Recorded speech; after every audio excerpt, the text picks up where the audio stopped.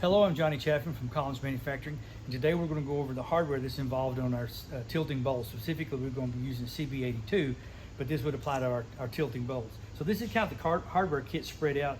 You'll get the flexible drain hose, you'll get a spray hose, you get your vacuum breaker assembly, you get the connecting hose that goes from the vacuum breaker to the faucet, and then of course you'll get your, most of our tilt bowls use the 570 faucet.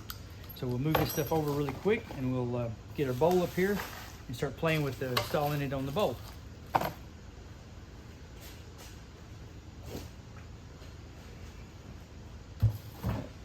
So the drain will be installed on the bottom of the bowl. We've taken it off to be able to turn the bowl over. But this is where your flexible hose attaches to this and it goes to your hard piping underneath the sink.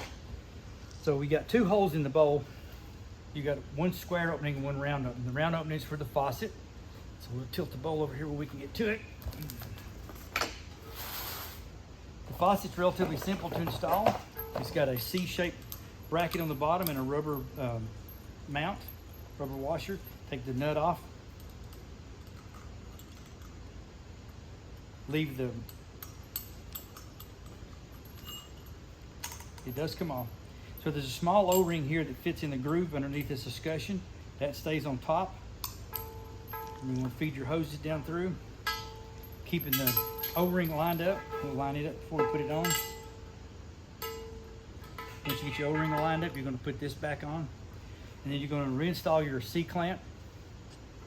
And it holds in place with the nut that I just showed you a few minutes ago. So that's how you install your faucet. So I'm just going to loosely start this because this is just for demonstration. So.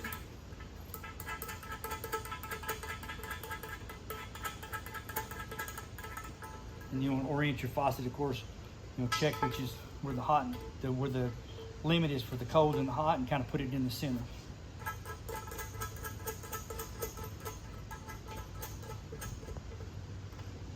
All right, so we've got our faucet installed. You can kind of see how it looks inside there. Next step is going to be install our vacuum breaker. So on the vacuum breaker, there's this small gasket that goes on top of it. It's kind of aggravating to get it started. What may work out well for you is to take a piece of tape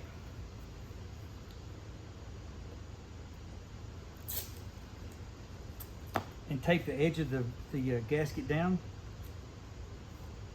to the vacuum breaker. Then after it's installed, you can take and just trim the tape off. So this mount uses a little clamp device.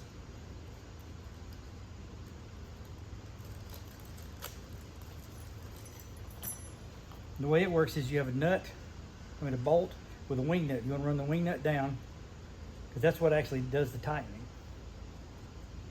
And then this device fits through here and then into this opening in the bottom. You run this screw in. Once you get the screw started in, of course this is all happening on the bowl.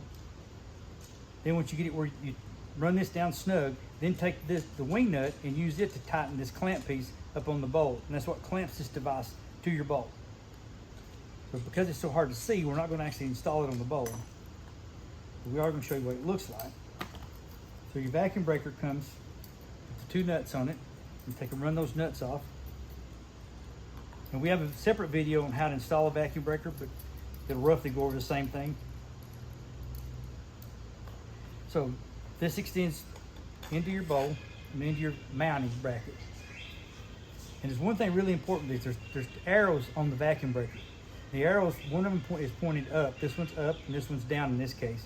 So that means that from the faucet, the attachment would be here and the spray hose would attach here because it flows through like this. So once you get this mounted, you can put your nuts on, run this down where they're secure. And of course, you've already got this mounted on the bowl.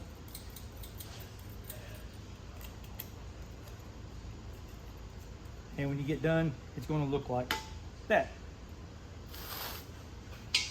See how it's oriented like that. So the two hoses that we have to attach, again, you're going to run your spray hose through this mount. And this little donut is to let the spray hose hang into the bowl. Because it's kind of like your shower. When you turn the water off, this is going to drip just a little bit because there's water standing in the hose. So this donut ensures that it'll stay hanging in the bowl and not run down the back of the cabinet and damage your cabinetry. And it will attach to the line, to the arrow that was pointed down on your vacuum breaker. Not the one pointed up, the one pointed down. So it's going to attach, let's see, this is the down one. So that's the discharge of the vacuum breaker. Then your connecting hose attaches from your faucet, which we installed earlier, and it goes over and attaches to the one that had the arrow, the nipple that had the arrow pointed up. So it comes from the faucet to the vacuum breaker and then to the spray hose. And this is your vacuum breaker. It prevents anti-siphon, prevents contamination from getting into the public water system. So it's really important that these are attached correctly. Again, the arrows on the side of the vacuum breaker tell you which hose goes where. So this one goes in or up, and this one is the nipple going down. So that's how you install the hardware on a CB82 or most of our tilting bowls. And again, I'm Johnny Chapman. Thank you for watching.